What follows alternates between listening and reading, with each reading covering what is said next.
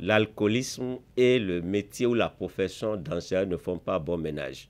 Des enseignants qui tombent devant leurs apprenants, j'ai encore enregistré des informations d'enseignants qui sortent nuitamment, fréquentent des milieux moins indiqués tels que les bars, qui sortent avec leurs élèves dans des postures inconcevables. C'est le monde à l'envers, d'après le directeur départemental de l'enseignement secondaire du Borgou.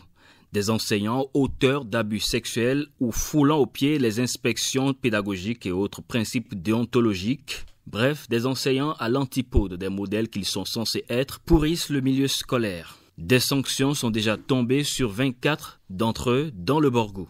Il y a eu 24 enseignants qui ont été sanctionnés objectivement et j'ai présenté et soutenu mon dossier devant les partenaires sociaux véritablement qui ont reconnu la justesse de ma procédure. La sanction, c'est le retrait systématique des travaux d'examen du BEPC. Il y a même un qui sera retiré des travaux d'examen et du BEPC et du baccalauréat. L'enseignant, il est éducateur et non corrupteur de la jeunesse. Si c'est des cas de grossesse ou de harcèlement, il y a d'abord la procédure judiciaire que peut déclencher la victime ou ses parents et la procédure administrative. C'est des sanctions graduelles contenues dans les textes, notamment l'arrêté 154 portant répression du harcèlement sexuel dans les établissements scolaires d'enseignement technique. Avoir 0 enseignant impliqué dans ces travers, souvent à la base du décrochage alarmant dans le Borgou,